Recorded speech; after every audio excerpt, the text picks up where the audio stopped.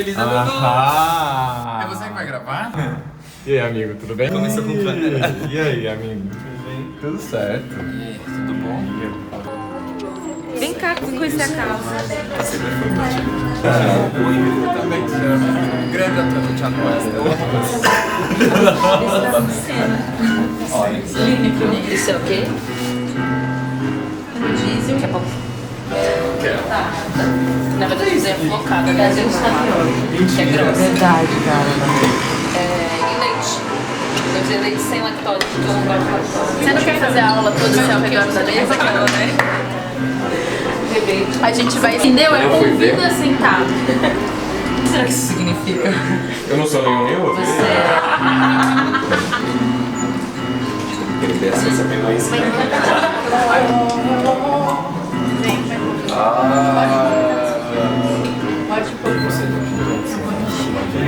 Pode. Não? Tá bom. Tipo, uma vontade bizarra de jogar. Era bem eles estavam num hotel, tipo só que eu não tenho que terminar de gravar. Tomar com você? É uma cara.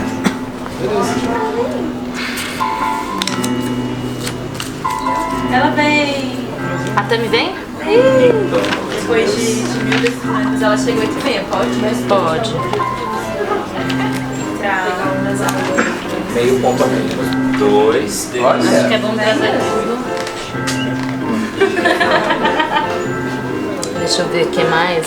Eu só tô. É que muito gostoso. você lembra que eu sou enfermeira, né? E você lembra que eu desisti de ser atriz, né? Sério?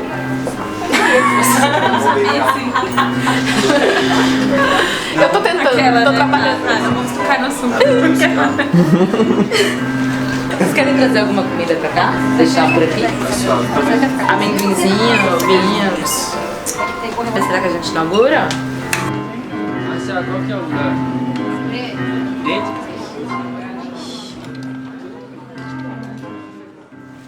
Gente, obrigada por terem topado esse encontro, essa aula.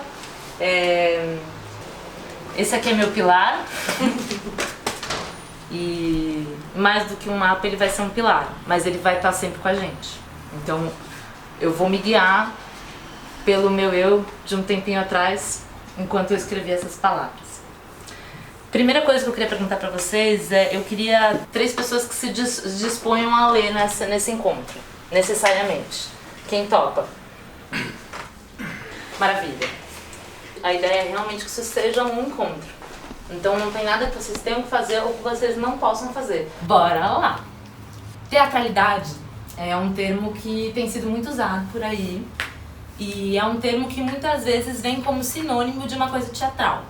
Não sei se vocês já ouviram isso assim, né? Tipo, isso tem muita teatralidade. Como se fosse sinônimo de uma coisa mais artificial, de uma coisa fora do cotidiano. Alguém tem uma ideia do que possa ser? Eu acho que se usa nesse sentido que você diz, corrente, né?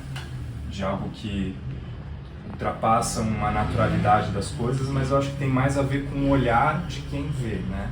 Então, por exemplo, às vezes indo para o metrô de madrugada, você vê uma construção com as luzes acesas, as máquinas, os trabalhadores, e aquilo é extremamente teatral, ou tem teatralidade.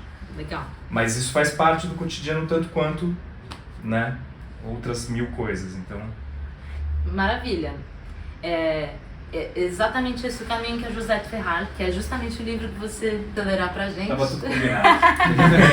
Que ela vai justamente fazer essa pergunta. A teatralidade, ela é uma propriedade exclusiva do teatro, do espetáculo? Ou ela é uma coisa que pode acontecer no cotidiano? É uma qualidade, no sentido kantiano do termo, pré-existente ao objeto em que se aplica, a condição de emergência do teatral, ou seria antes a consequência de um determinado processo de teatralização dirigido ao real ou ao sujeito? Que é justamente essa pergunta que a gente se fez e que compõe com o que o Rafa já trouxe, né? Bom, quando a Josette faz essa pergunta, ela resolve traçar 3 cenários distintos que poderiam orientar esse debate. Ela fala um primeiro cenário, que a gente pode imaginar juntos, que é A gente entra numa sala de teatro, uma sala de espetáculo. Somos públicos, estamos entrando nessa sala de espetáculo. O cenário da peça já está lá, não tem atores. Sei lá, a gente pode até inventar que, bom, tem uma luz baixa, tá tocando uma música, tem uns móveis em cena, ou sei lá, uma Daniela Thomas, tem isopor pra todo lado. Enfim, o cenário já propõe que haverá uma cena. E aí a Josette fala, bom, há teatralidade? E ela responde, há teatralidade. Porque aquilo que eu vejo, ainda que não hajam atores, já enuncia a cena. Logo, teatralidade independe dos atores. Nesse caso, a teatralidade ela depende do público, né? O público entrou e viu. Bom, esse é o primeiro cenário.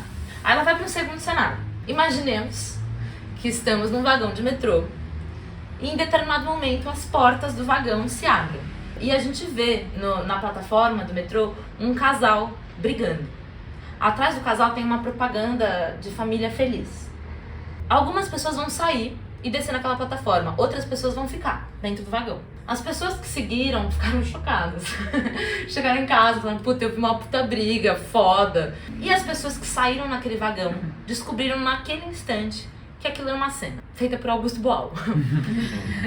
O Augusto Boal, um pensador de teatro, um diretor de teatro, tinha uma proposta que ele chamava de teatro invisível, que é fazer um teatro sem que o público saiba que é teatro.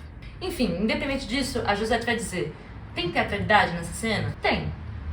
Independente se o público, no caso do teatro invisível, saiba ou não, tenha descoberto ou não, há uma intenção de cena. Aquela cena foi arquitetada, foi pensada e foi proposta. Então aquilo tem teatralidade. Aí ela propõe um terceiro cenário. Eu tô sentada num café. Eu olho pela rua e eu vejo dois homens conversando. Aqueles homens, eles provavelmente não sabem que eu olho pra eles. Provavelmente eles não estão atuando, a não ser que seja o teatro invisível do Boal, mas imaginemos que não. Eles não estão atuando, eles não sabem que eles estão sendo vistos, mas o meu olhar imprime na cena a cena. Então o meu olhar enquadra as escolhas. Então são dois homens, do lado deles tem uma velhinha passando com um carrinho de feira, e uma banana cai, sei lá. Aí a Josette vai dizer, há teatralidade? Há teatralidade. Simplesmente porque o meu olhar convoca a teatralidade. Aí eu vou pedir, Rafa, para você ler a segunda parte do livro e a gente já fala sobre ela. Mais que uma propriedade, cujas características seria possível analisar, é um processo. A teatralidade. Uma produção relacionada, sobretudo, ao olhar que postula e cria outro espaço, tornando o espaço do outro. Espaço virtual, é claro. E dá lugar à alteridade dos sujeitos e à emergência da ficção. A Josette vai dizer então que a teatralidade, mais do que uma propriedade, ela é um processo. Então, ela é aquilo que o olhar realiza em direção ao outro, ao fora. E a partir do momento em que isso se faz, se cria uma polaridade. Aquele que olha e aquele que é olhado. Ou aquilo que é olhado. Isso cria ficção. Bom, então percebemos que a teatralidade não pertence em sentido próprio e exclusivo ao teatro. A teatralidade existe e o teatro a convoca. Assim como fazem o cinema, a fotografia, a pintura, o desenho e até mesmo a literatura. Então, a arte, ela se realiza através da teatralidade, necessariamente. Independente de qual, a partir dessa perspectiva, né, que a gente está olhando. Independente de, através de qual linguagem. Isso é determinante para caracterizar uma manifestação artística.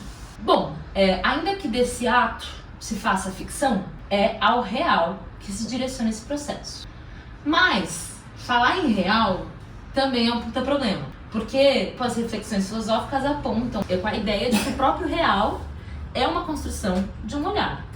Então, falar em real também é um terreno movediço. Sabemos a polêmica que essa discussão é capaz de gerar e os perigos que acompanham essa tal relativização do real, né? Entre a ambiguidade inescapável da história como fato e como narrativa, Não há terraplanistas ou cientistas convictos que se sustentem. Bom, como a gente falou sobre a teatralidade, a gente talvez possa dizer que o real existe e o teatro o convoca. E as manifestações artísticas o convocam. E para fazê-lo, isto é, para convocar o real para a cena, convoca a própria teatralidade como processo. Nessa trajetória, através dos tempos e dos limites geográficos, desde as pinturas rupestres até o cinema, muitas e diversas foram as tentativas das manifestações artísticas de capturar essa realidade, de capturar o real. Seja reproduzindo, tentando reproduzir esse real, ou criando justamente as distâncias entre a arte e o real. Mas para que haja distância é preciso que você saiba qual que é o referencial de real a qual você se relaciona, né? As vanguardas, muitas tinham esse projeto de se distanciar de uma ideia de real.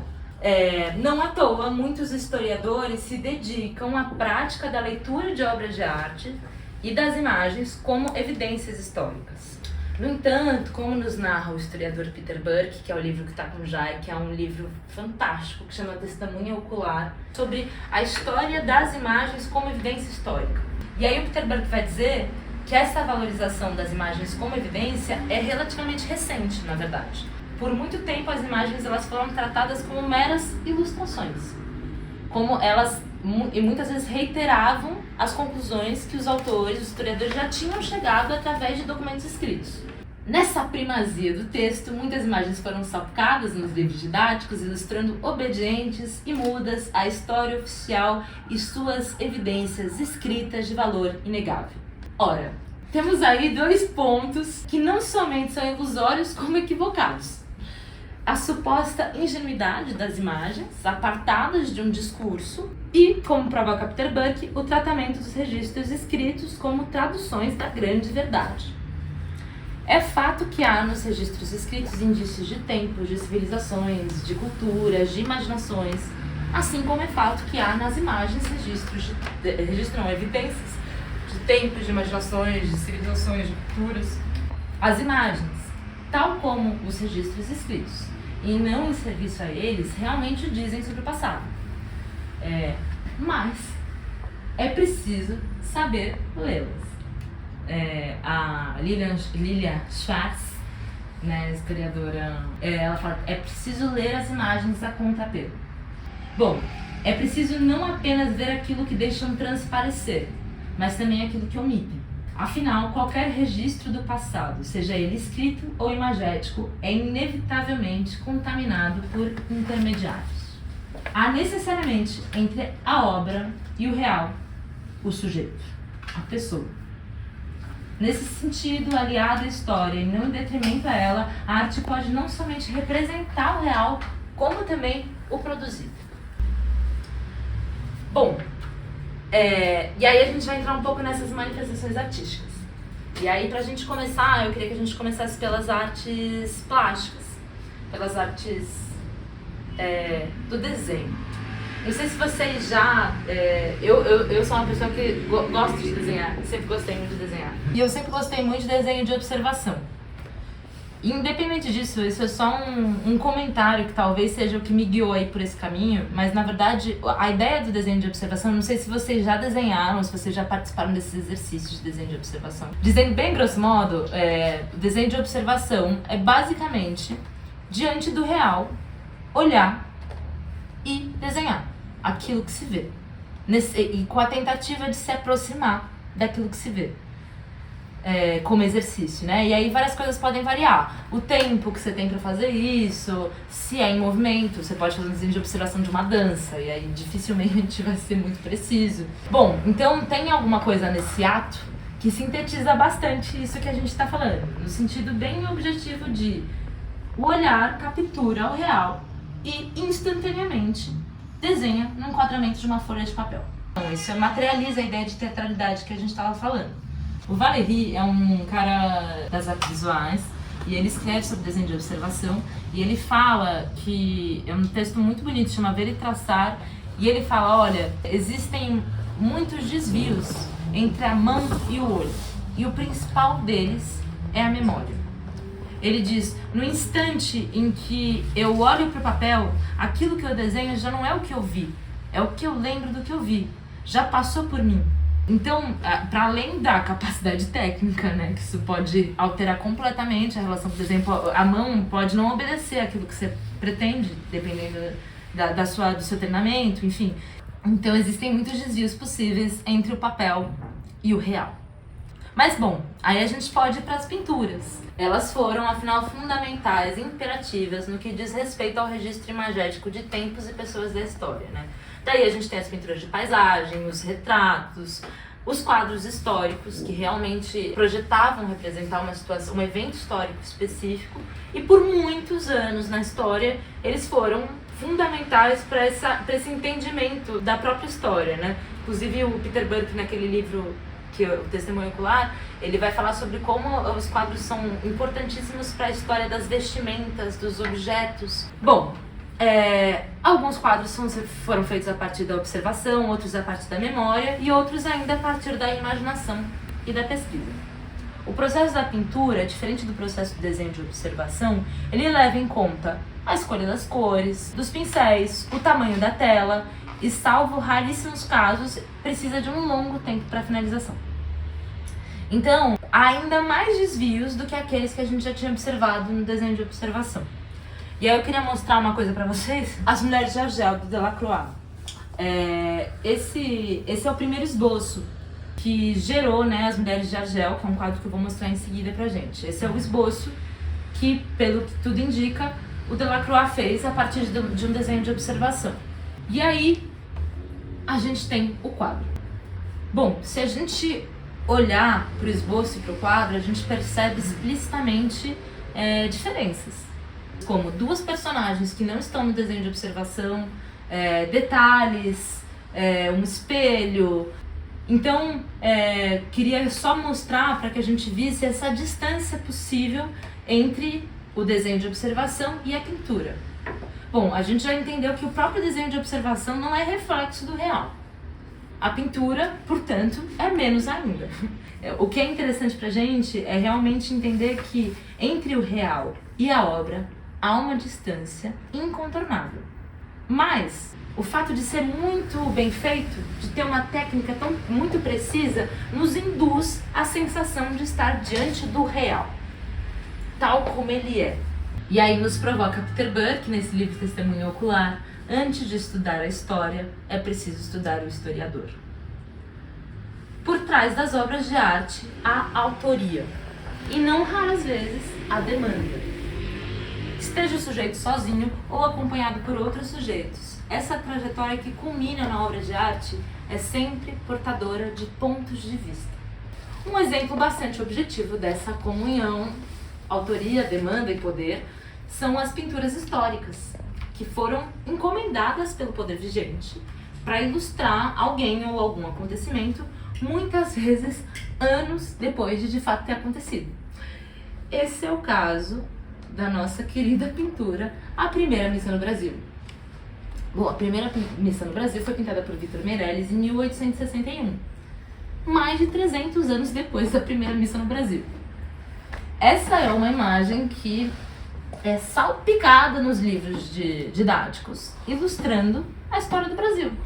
Bom, e aí aqui eu queria nos convocar para que a gente olhasse para esse quadro. Não sei qual que é a experiência de vocês com a análise dessa pintura, que ela é muito usada para narrar uma ideia de Brasil que é esse Brasil da concórdia, de uma colonização pacífica, de uma colonização heróica. E aí a gente pode olhar bem objetivamente para o quadro e perceber algumas estruturas. Primeiro que o quadro ele nos indica um centro óptico, a cruz. Aqui tá não só pela altura em que isso está colocado e a solidão em que esse personagem está colocado, como todo o entorno em volta dele, os olhares dos personagens que apontam para essa figura, tudo direciona o olhar para a cruz. Tem uma parada que geralmente fotografia assim, divide um, divide outro, outro e outro. Esses 4 pontos que cruzaram são os 4 focos, né? Ela escolheu da esquerda. E é muito interessante, porque mesmo se a gente for pensar nos outros possíveis focos, são focos que apontam para Isso. quê? Então, né, a gente, na mesma altura que ele, a gente só tem aquele indígena em cima da árvore que tá olhando para ele. É a região do quadro mais iluminada, tem uma circularidade em torno, né? E aí, se a gente for pensar não só tecnicamente e pensar na cena que se constrói, a gente pode perceber a tranquilidade com a qual essas pessoas estão em torno da cruz. Mais do que representar ou não no passado, isso representa uma ideia. É na beira do mar, né? Então passa uma sensação de que não foi nem preciso adentrar o território. Chegou, dominou, assim. Não tem resistência, não tem nada. A gente sabe que teve. Todos os corpos estão dispostos em aprendizagem, né? Temos ali, tipo, essa galera mostrando como que faz, a galera aprendendo. E isso me deu uma sensação quase que de animalização mesmo da galera, assim, saca? Tipo, todo mundo ali meio que aprendendo, E essa narrativa era muito forte, né? Que ela se repete até hoje. E a própria ideia de devoção, né? Porque o mais iluminado é o padre que está abaixo da cruz e que traz a iluminação, né? E eu fiquei pensando que tem uma coisa de movimento, né? Então aqui nesse canto eu sinto que tem gente chegando, assim. Total. Parece que tem sempre gente vindo e aqui, olha, estão chamando, aqui vamos Total. assistir esse negócio que tá rolando, assim. Não é uma coisa estática, né? E aí, continuando nas manifestações artísticas, a gente passou pelas artes plásticas, né? Pelo desenho, pela pintura, mas e a fotografia? A fotografia, ela já é uma discussão mais complexa, né? Porque a fotografia necessariamente é uma captura do real. Pelo seu processo alquímico, pelo seu processo técnico, ela é uma captura da realidade, da imagem do real. Desde a sua origem, a fotografia foi muito rapidamente utilizada como evidência da história. Inclusive, o nascimento da fotografia ela já gruda no jornalismo, muito rapidamente. Walter Benjamin tem um texto que chama A Pequena História da Fotografia, e aí ele fala que, especialmente no começo da história da fotografia, as pessoas tinham muito medo de olhar para as fotografias, porque elas ficavam muito impactadas com a tamanha precisão que as fotografias tinham em relação ao real. E mais do que isso, sem intervenção humana. Então a fotografia, por ser assim caracterizada, ela é uma representação espontânea do real. Isto é, sem mediação ou intenção. Citando o fotógrafo Lewis Hine, as fotografias não mentem, mas mentirosos podem fotografar. Ora, se a fotografia não se desvia do real entre o olhar e a mão como desenho, ela se desvia ao conter a realidade em um enquadramento limitado. Há sempre um recorte e uma composição, necessariamente. E como no caso das pinturas, autorias e demandas. Se nos dedicarmos à investigação dos contextos de algumas fotografias, por exemplo, descobriremos muito rapidamente que não são raros os casos em que a cena flagrada pela câmera foi detalhadamente desenhada pelo fotógrafo, ou ainda pelo sujeito ou instituição que encomendou aquela foto. Peter Burke traz o exemplo de uma famosa fotografia do Redlander, que o fotógrafo nomeou de Sem Teto, que foi uma fotografia que foi usada como panfleto das denúncias da situação de rua das pessoas em Londres. Bom, alguns anos depois, se descobriu que essa fotografia foi feita num estúdio, que esse menino foi um menino que foi pago para vestir roupas rasgadas, sujaram ele de fuligem. Fake news em 1860. Exatamente. E essa foto foi usada como panfleto, ou seja, o real manipulado foi registrado como evidência histórica. Bom, nesse caso, a verdade de como essa imagem foi gerada, isto é, o falseamento da condição do menino, invalida a força da fotografia como denúncia? O que eu tô querendo dizer é, o fato disso não ser real invalida. Porque, bom, é bem provável que essa situação era real em Londres. E se isso representava essa situação, por mais que essa foto não seja de fato a realidade da situação,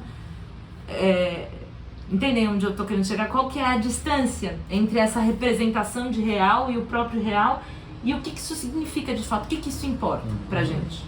como objetividade.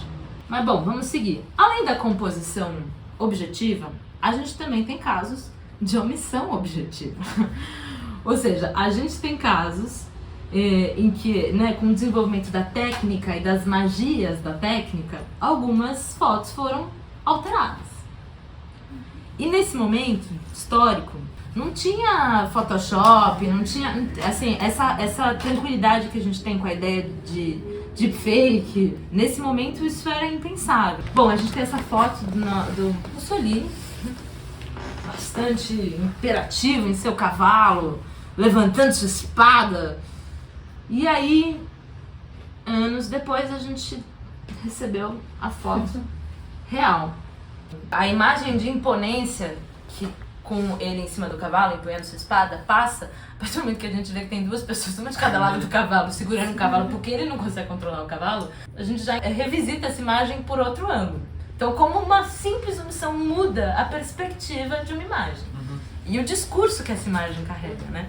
E a gente tem alguns exemplos. Interessante que esses exemplos quase todos vêm junto com os governos totalitários. Mas enfim, a gente tem aqui o Stalin, que apaga o Nikolai, que é o comissário. O Stalin fez muito isso, né? Muito. O Stalin, inclusive, ele não só omitia, que é uma coisa que eu não coloquei, mas que é maravilhosa, como ele adicionava. Tem várias fotos em que ele falsifica uma proximidade dele do Lenin. Ele coloca ele que junta ele e o Lenin. É. Assim, ele faz assim. Porque daria uma credibilidade maior pra ele, né? Quem é o sucessor do Lenin? É o amigão do Lenin. Bom, a gente viu alguns casos em que essas composições, tanto a composição da imagem, a omissão, elas são bastante objetivas. Mas a gente poderia alargar um pouco essa ideia com um simples exercício.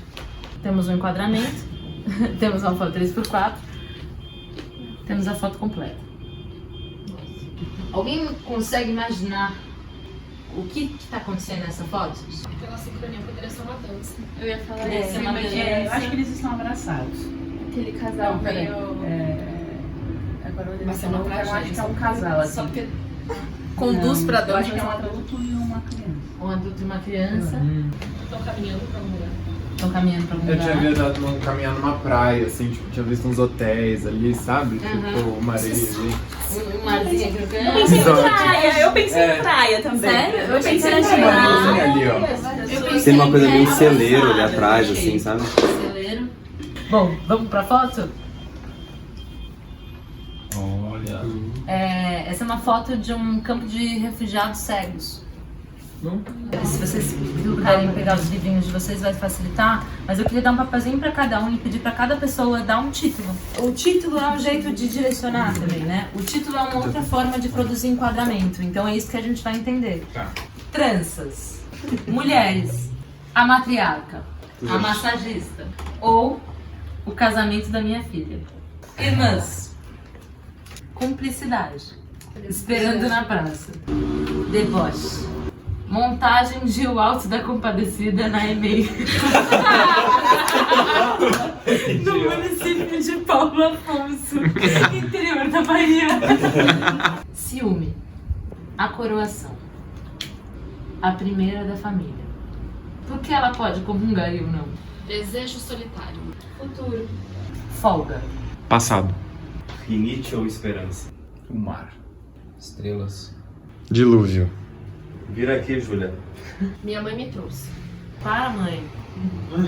Acabou o bingo. Saída do bingo.